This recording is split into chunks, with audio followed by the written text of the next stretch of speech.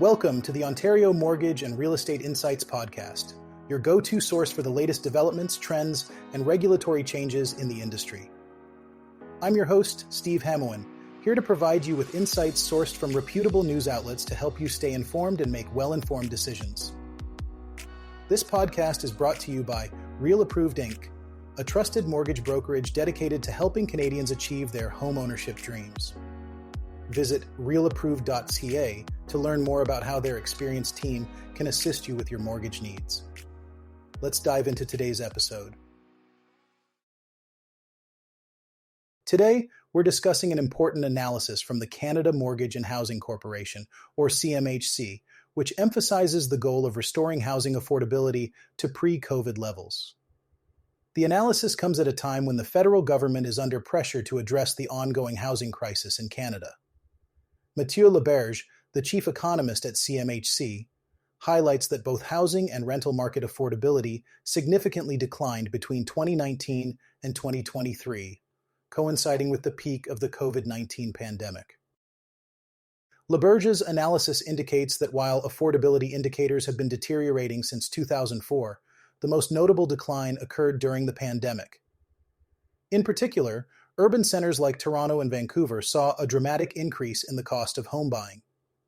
For example, in Toronto, the minimum down payment required for a median-priced home as a percentage of median income rose to 417% in 2023 from 239% in 2019. Vancouver experienced a similar trend, with an increase to 441% from 233% over the same period. The analysis also points out the impact on renters who are facing increased cost of living pressures in the post-COVID period. The CMHC data shows that the annual variance of non-sheltered expenses, which includes basic goods and services, has risen significantly in major urban centers between 2019 and 2023. Laberge notes that this has become a concern for the rental market, as more Canadians are remaining renters longer due to high home buying costs, thus adding pressure on the rental sector. In response to the housing shortage, the federal government recently announced a reduction in immigration numbers over the next 3 years, hoping to ease the demand on housing.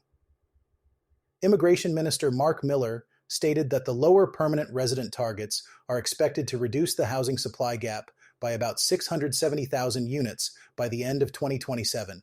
However, the Office of the Parliamentary Budget Officer, or PBO, cautioned that the government's projections might be overly optimistic, estimating a housing gap of 658,000 homes by 2030. Laberge suggests that addressing the housing crisis requires a transparent approach to policy, aiming to revert to pre-pandemic affordability levels. He argues that focusing on the more recent deterioration in affordability could provide relief to many Canadian families, even if it does not solve all challenges. Using a pre-pandemic year as an affordability benchmark could guide policy decisions effectively. Now let's shift our focus to an opinion piece by Brandon Rie, a former residential realtor turned consultant, who argues that Ontario's real estate boards must evolve or step aside. For years, these boards have been the gatekeepers of multiple listing service, or MLS access. However, with the majority of Ontario boards now subscribing to PropTX, MLS services are no longer confined to specific regions. This means that most Ontario realtors are, or soon will be, operating on the same shared MLS platform. This shift has fundamentally changed the value proposition for these boards. The exclusive access to MLS, which was once a key membership benefit, is now a standard feature across much of the province. As a result, the boards need to redefine what they offer to members and whether the value they provide justifies the cost of membership. Rie suggests that this should lead to better pricing, improved services, and tangible value for members. The article highlights that this competitive environment benefits not only individual realtors, but also brokerages. In a standardized MLS world, brokerages can align with boards that best match their cost and service priorities, offering material savings for their agents. This in turn provides a recruiting advantage in Ontario's competitive market. Rie also points out that this competition empowers individual members. If members are dissatisfied with their board's direction or feel their dues aren't delivering value, they now have the option to choose a board that better aligns with their priorities. This introduces a new level of accountability and responsiveness that was previously unheard of. However, Ray criticizes many boards for focusing on costly mergers and amalgamations that fail to deliver meaningful improvements in service or value.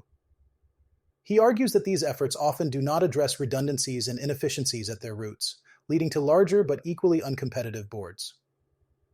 Ray suggests that instead of merging for size, boards should focus on adding real value to their members. The opinion piece makes a case for moving toward a single board model, similar to those in provinces like Nova Scotia and Saskatchewan. A unified board could eliminate duplicative costs and invest resources directly into what matters most for members, such as training, advocacy, and technology. This structure could streamline operations and ensure that every member has an equal voice in shaping the industry's future. In conclusion, Ray calls for Ontario's real estate boards to operate more like businesses, focusing on delivering tangible value, transparency, and innovation. Realtors deserve boards that evolve to meet real needs rather than clinging to outdated structures. It's a pivotal moment for these boards, and the choices they make now will determine their relevance in the future.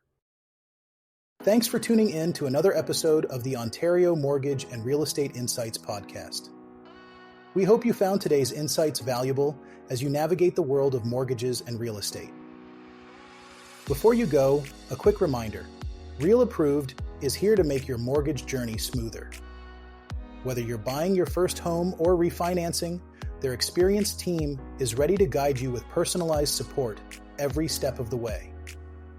Visit realapproved.ca to get started and take the next step toward achieving your homeownership goals. Catch you next time, and stay informed with the latest industry insights.